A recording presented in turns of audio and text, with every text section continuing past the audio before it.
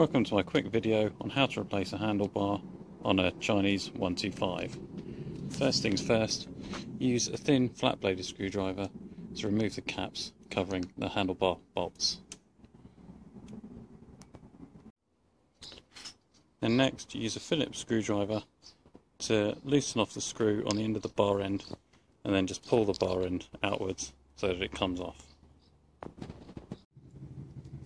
Then the next stage is to remove the right hand switch gear, which is done by just loosening off the two Phillips head screws underneath, which on this bike are located here and here. Once you've loosened them, the whole switch gear will come apart and you can remove it.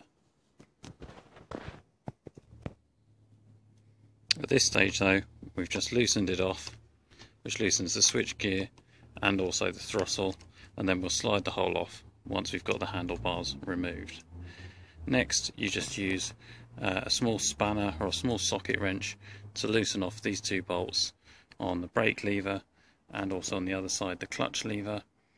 You'll be able to remove those, take them off, and we'll also do the same on the switch gear on the left hand side, so we can separate the switch gear and remove that too. As you can see, that's all comes away fairly easily. We're left just with the bar now and the left hand grip end. This is probably the hardest part of the job because it's glued on. So what we're going to try and do is gently warm the rubber to try and soften the glue a bit so that we can pull the grip off. I'm going to use a heat gun. You could also just use a hairdryer, or perhaps you could tip the bike over and leave it to soak in boiling water.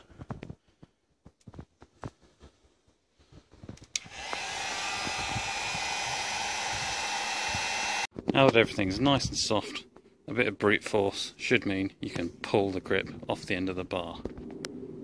Voila! One thing that I found helped a lot with this was once the grip was a bit warm, inserting a screwdriver up between the grip and the bar, and then using both hands on the grip, twist the whole lot round and round and pull towards you. It is a bit of an effort, but with a bit of consistency, eventually you will be able to pull the whole thing off.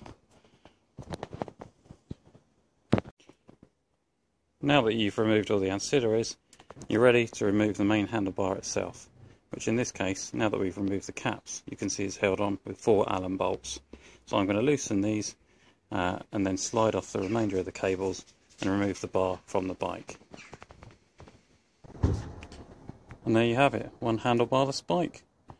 So in order to fit a new one, you just do everything in the reverse order. Before I go, I better close with a quick tip on how to get the handlebar grip back on again. What I find helps is putting the grip in the freezer to shrink the rubber down a bit, and then put a bit of washing up liquid on the main bar to help slide the grip back on. And then hopefully over time and a bit of heat, the washing up liquid will evaporate away and you'll be left with a pretty solid grip. So again, thanks for watching, see you next time.